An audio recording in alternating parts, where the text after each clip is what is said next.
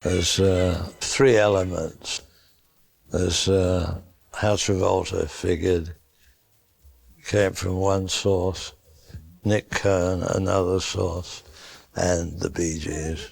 The first thing I saw was a script that did not read as a musical, even though there were musical elements clearly indicated there, but it read as a story of this young boy in a city that he was going to be too big in, and it was a wonderful character piece. I liked John Travolta in his Cotter television series a lot. And when he was about 17, he auditioned for me on Broadway for Jesus Christ Superstar. I thought he would make a marvelous movie star. So I started thinking of a film subject that would be good for him. The thing that sparked it for me was I picked up New York magazine and saw a cover story by Nick Cohn called Tribal Rights of the Saturday Night. And I read it. I thought, this is the film. We were looking for the right thing for John. And this was something that John read the article and instantly committed. And there was something about the character of Tony Manero that just caught his attention. You know, it was more than a dance disco movie. For us, it was a real gritty film about this experience. And that's what was the appeal to me when I looked at the original article and I looked at the script that they had. And I went to the Odyssey Club before my first audition to check out the experience because I wanted to see how these guys dressed and stuff. And it was intense. Very tough, very Italian, very gritty. And so I think we really tried to capture that. Something primal in the place, you know? That's why he called it Tribal Rights of Saturday Night. It's like, it's as if you stumbled on it, and this probably really sounds far-fetched, but it's between the loud music and the pulse, it's like you stumbled onto some, tribal African, or they're beating the drums and they're all dancing themselves into a frenzy. And it was this moment with the first sort of shiver that went down my spine of like, oh my God, there is something really special that is going on here. When anything, I think, becomes that hugely, dominant, people tend to forget what originally made it dominant in the first place. That's lost. That's erased. That kind of becomes a distant memory.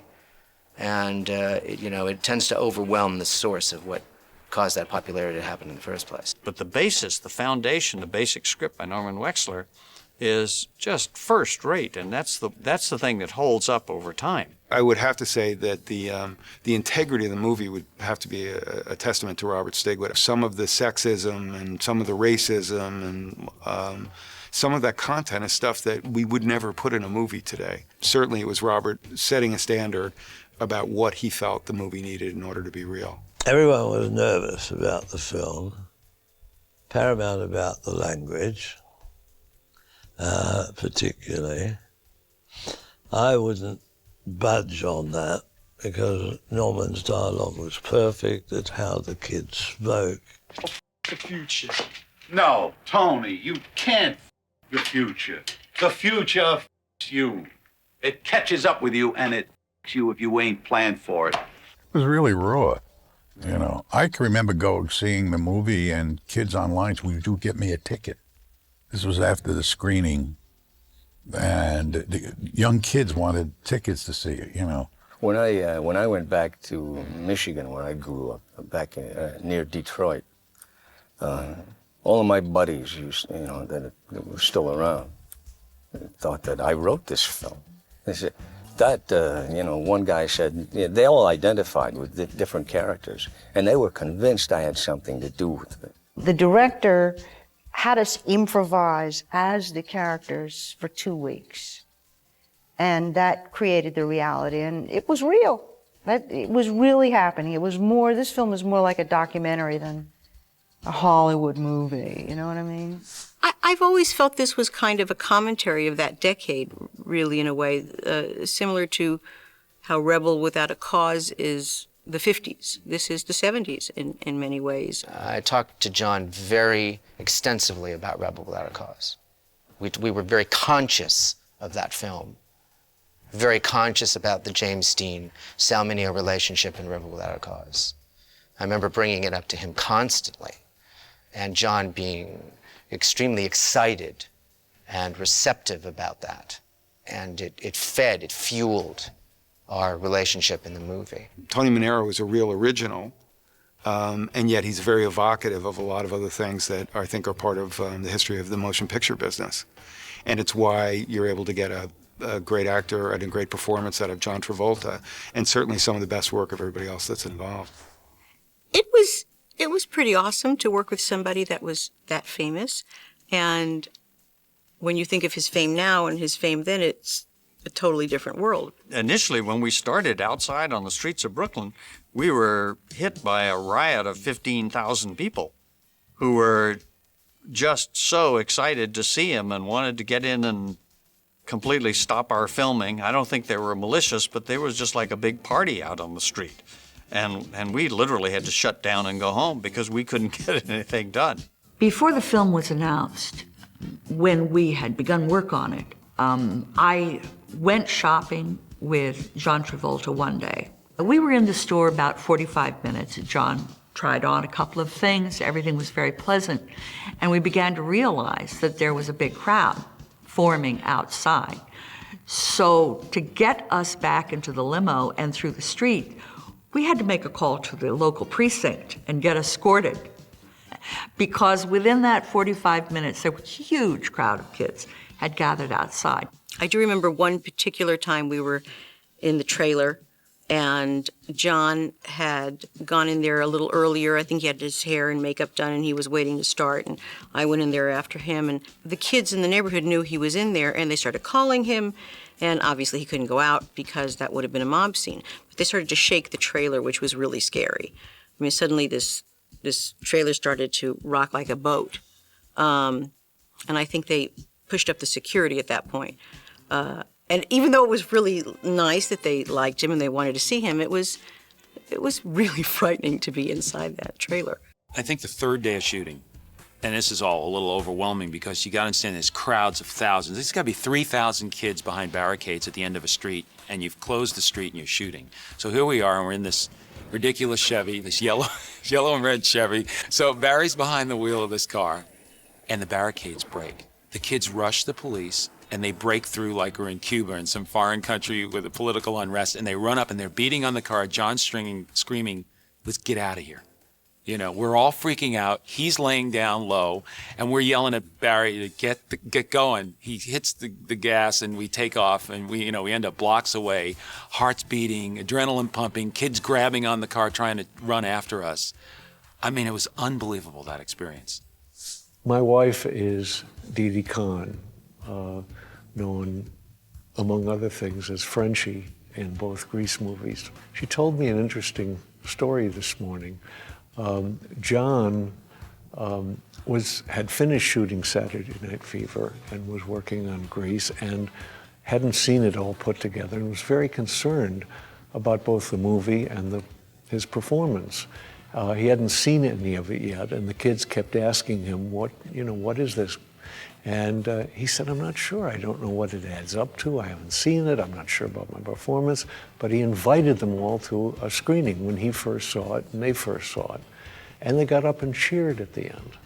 And they said, "John, stop worrying. The movie's fantastic." When you saw people start turning up, and then day after day after day and week after week for weeks, seeing that continue to happen was, very exciting to watch. Within like 2 weeks, Bob Hope is in a white suit dancing on some Bob Hope special. Parodies of Saturday Night Fever were, for me, one of the greatest thrills of doing the movie. And in particular, I think the Saturday Night Fever sketch where Dan Aykroyd, I think, played Paul's character, Double J. It probably has been parodied, probably because it's so clear what it is. And they always say that flattery is complimentary. And then they made the Broadway musical of it. I was in London doing this movie, United 93, which we filmed there. And Saturday Night Fever was there in London. Big hit. One of the significant effects of the movie on culture, I guess, is, you got to look at the reality show like Dance Fever. I mean, everybody wants to know who's going to be the next John Travolta, who's going to win the contest, which is what the movie was about. Is he going to win the dance contest? And this show became one of the most popular shows, ever. Well, I think the good thing was it made way for a film like Billy Elliot. and for the consciousness of men to say, oh, I could dance, that's cool. It's a great compliment to the film and to John Badham that people are still touched by it. And even though it's 30 years ago, it still does touch a chord with people. 30 years? I mean, that's unheard of. I mean, there are movies that are classics. Yes, Casablanca, well, those films that are called, so-called, you know, the classics, and they'll pop up, but not with the mass audience that Saturday Night Fever generates. I was thinking about years ago when we were making the movie, nobody sat around and planned to make some great pop culture, kitsch, Smithsonian time capsule of bell-bottoms, glitter balls, and platform shoes. It was merely a story set in a working-class discotheque that dealt with an identity crisis and a kind of profound questioning of society's rules and society's values. And if the film had been set, say, in a fishing plant, a cannery, in some small industrial town in northern Scotland, I wondered if we'd be sitting around here today discussing the nostalgic charms of a halibut. 30 years later, we're sitting here having a conversation about a movie that impacted people's lives in such a way that I continue to hear about it to this day from people about it was a turning point in their life. It was a seminal moment in their life. It said something to them. It spoke to them. I can think of other films from different eras. I mean, for the disaffected youth or something that struck a chord in young people especially, you had Rebel Without a Cause in the 1950s. You had Easy Rider in the 60s. You had Saturday Night Fever in the 70s, probably Fast Times at Ridgemont High in the 80s. Something touches a nerve. This movie somehow did that and also transcended it. Norman Wexler hit such a nerve, with characters that we believe in, we recognize, they speak to us. I was from Alabama, a little kid from Alabama, and I understood those characters. They're enjoyable to watch. And that seemed to work all around the world. So that's pretty rare that you get that kind of feeling, and should last for a very, very long time. Oh, they're genius composers. I mean, have you heard the harmonies? Those are harmonies that go way back into the 15th century. They were the fuel that drove the music in that movie, and I think drove the feel of it. I give them complete credit for that. They did a fantastic job. The music from this film, I think, had its own life. It was so successful and so much the anthem, I think, for this decade. The Bee Gees were very popular and then even became more so. Really the soul of that movie. John strutting down the street in his, at the beginning. What would that be without Staying Alive? So I was very keen to promote the film ahead. So I released, I Think You Should Be Dancing. It was a #1 hit before the film was released. People still, all over the world, you play How Deep Is Your Love, no matter where you go, and it'll crowd the dance floor. But it's still the biggest ever selling soundtrack in the history of the business. The Saturday Night Fever soundtrack had a very sort of complex beginning because we were coming off 2 major hit albums. First of all, the Main Course album, which was produced by Arif Mardin at the time. Then the Children of the World album, which we did ourselves, which was our first for Universal at that time. And they all produced quite a few hits, including You Should Be Dancing, Of the Children of the World, Jive Talking, both are #1s on Billboard. And up to that point, I think in 1973 or 74, we were pretty much done for. I mean, any group that was popular in the 60s, nobody really wanted to know about in the 70s. That's just how it went. And I think we were looking to revitalize ourselves or to do something with great energy. And during Main Course, we had discovered my falsetto voice, which I didn't know I had until Arif Mardin suggested I go into the studio and sing some ad-libs over nights on Broadway. And I did that and discovered that there was this falsetto voice hiding back there. And not for long, folks. And we started using that for everything, and that became the new sound, you know. They've had 3 or 4 lives, as you know. Their writing's so brilliant that they reinvent themselves. They're still the Bee Gees, but then you see another aspect of their talent. Well, I think Robert was very clear from the beginning this was an opportunity, and the Bee Gees had been in a really interesting creative trajectory for 2, maybe 3 albums before the Saturday Night Fever album.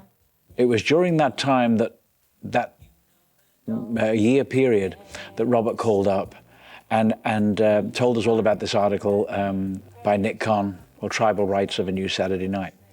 And he said, can you give me some ideas for songs for it? So, and a few ideas which had been rolling around at that point were Night Fever and Staying Alive, and all probably would have been turned into songs and recorded anyway, you know.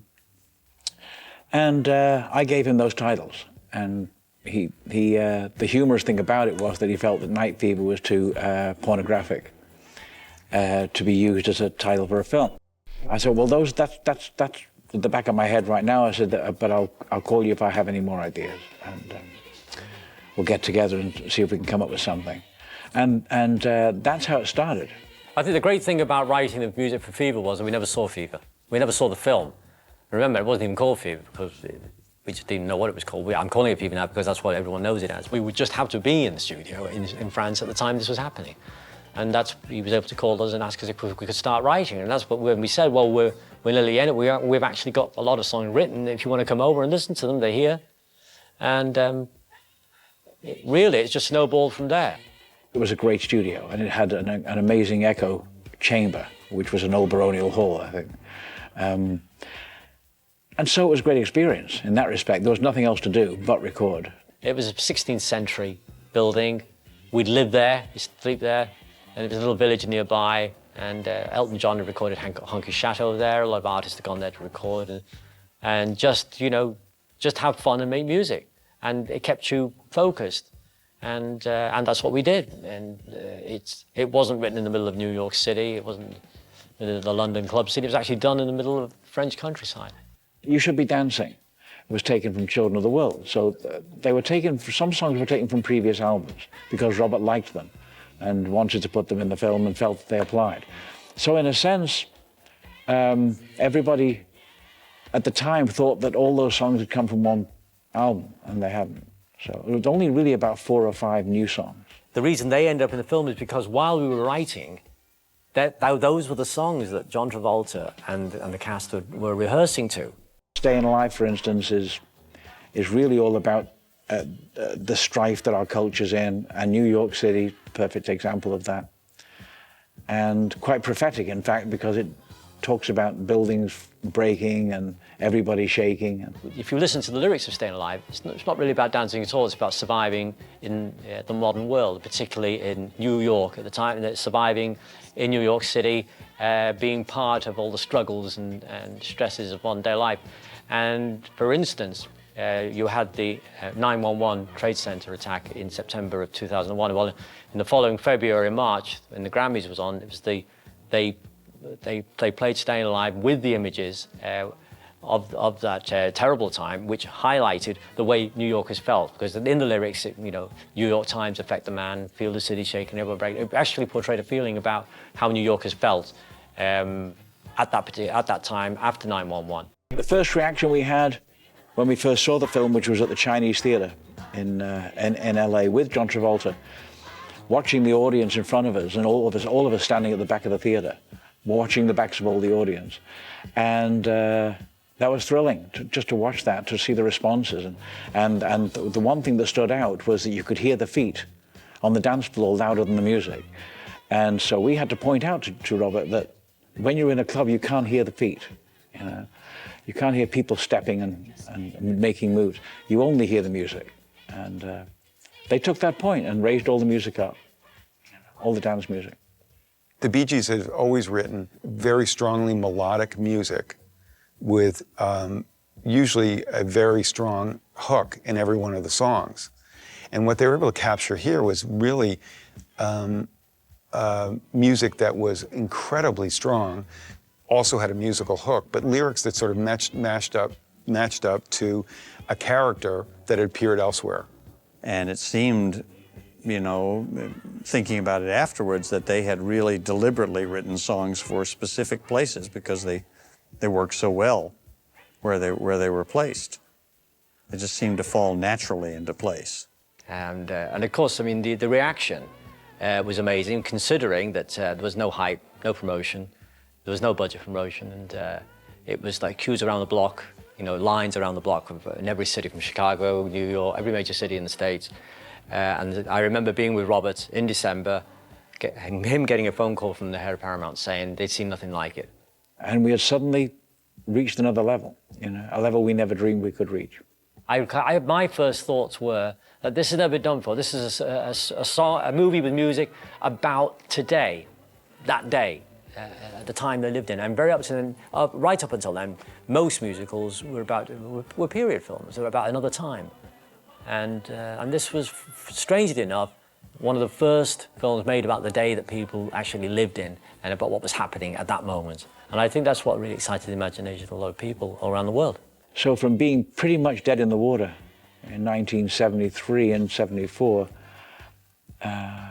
we were certainly back again. It was just a very specific time where people were very into their look and really wanted to create that look and be that person, and they kind of all had that swagger, and they wanted to wear those polyester clothes that I think now are outlawed. I think the early 70s began coming out of the 60s, obviously, as a broader, more cartoony, brightly colored, awkward fabrics. Some of the classic looks of the 70s would be tight-fitting jeans, high-waisted, tube tops, dance dresses, clothes worn much tighter than you would ever expect them to be nowadays. Companies like Jordache and Calvin Klein really came to the front. The things that I saw when I visited the clubs were always clothes that were geared toward movement and light. Clothes were mostly synthetics, usually shiny, sometimes enhanced with sequins or embroidery or what have you, but they reflected light. If you were going out to a club in New York in 1977, you would, as a woman, wear as little as possible, a great disco dress with some nice movement in the skirt, and spaghetti straps, or a tube top. I'm going to call it an innocent era. Everybody was emulating what they couldn't be. Everyone wanted to be John Travolta. Everybody felt they could be him, a guy from Brooklyn, you know. I think everybody wanted to be those guys in a car. I actually used Saturday Night Fever as a bit of research when we started the 70s show, and the things that I always think about are those fitted leather jackets that the guys wore with the gold chains, and it was a real sort of New York culture. I think many of us felt when we began the film that there was a strong component of class and class differences. Our guys in the film are not fashionable people. They are lower middle class. They are simple boys. They don't have a tremendous amount of education, and yet they have dreams and hopes and aspirations, but their dreams center on being the absolute best dancers in the best club. For Tony Manero, in his circle, he is the king because he's the best dancer. And that's what gives him prestige and honor in his neighborhood. You want the characters to be true to the story. And yet, because they are heroic characters, you want them to look very good. So we took great care with very small things, exactly the right belt and exactly the right handkerchief and et cetera, et cetera. We had to make sure that the clothes moved beautifully in dances. And we wanted them to not look custom, and we wanted them to look not expensive. These are not kids that have a tremendous amount of disposable income, and yet they would save and scrimp and go without lunch all week, in our story, to buy that special shirt out of their meager salaries. One of the major things in the film is the right shoes. It is a film about dancing, and they had to have just the right shoes. Our shoes were not especially popular at that time, but we kind of made them so. And we found most of those shoes in a strip in Manhattan called 8th Street with many, many men's shoe stores. And all of them pretty outrageous and usually very uncomfortable, but they got used to it. Grooming was intensely important for the guys. I virtually do not recall seeing face hair at all, but I saw lots of hair, beautifully styled and coiffed even, one might say, and trimmed and wonderfully styled. When I think of the 70s, I think of this, the fashion and the hair. The hair was so hairsprayed and so stiff that if a strong wind came, it would just break off and blow away. Obviously, the Farrah Fawcett hairdo was the hairstyle of the century, practically. I mean, everybody wore it for way too long. And Dorothy Hamill, that was another iconic 70s look, the wedge. And it was sort of the beginning of big hair as we know it, I think. I love the way they did my hair as Doreen because it went like perfect flip. It's so out of it. It's great. You know, it looks like she worked on herself for hours, you know, have the groove.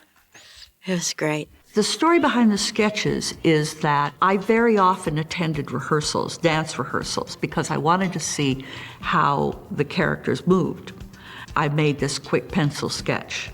This was before we filmed the actual work, and it's not especially accurate as to what the suit looked like. I kept it in a notebook, not knowing the dance would in fact become such an icon. The sketch of Stephanie actually turned out to be worn by someone else. I did make the sketch for Stephanie before she was cast. I hadn't seen her and didn't know her, so I elongated the figure quite a bit. Stephanie, the actress, Lynn Gorney, is a very petite girl, very delicately boned, and this was way too much dress for Stephanie. She wore another dress, and she looked wonderful in it. Once the film was released, there were 20, 30 people at a time wearing white suits walking down, 44th Street, and it was a little strange to see. I pressed hard for the white suit because I think in this world that these guys live in, I think heroes wore white. And I think Tony Manero's a hero. I was given a John Travolta shirt with the image of him in the white suit, pointing his finger to the sky. That is now part of my collection that I believe we used once on the 70s show on Wilmer Valderrama. One of my first jobs was a television film, filming in Georgia. And I had taken a truck one afternoon to go to a shopping center that I'd heard about. And as I rounded the hill, I saw a 30-foot blow-up of John in the suit in a parking lot. And racks and racks and racks of suits. And every kid who was going to a prom within 50 miles was there picking out his suit. You could see right away, this tremendous energy and talent. One of the nicest people I ever met, in his heart, in his class, and his caring for people. He loves the work. He loves to act. There's a reason that John Travolta's a star. A very generous actor to work with, very present. It was really a gift. He was so down to earth, and he was so concerned with the project and making everyone feel comfortable. I've never known John, in my experience, to ever put himself above anybody. He started to get a lot of buzz, a lot of teen mag buzz off of Welcome Back, Kotter. And Stig would say, let's go sign this guy to a 3-picture deal.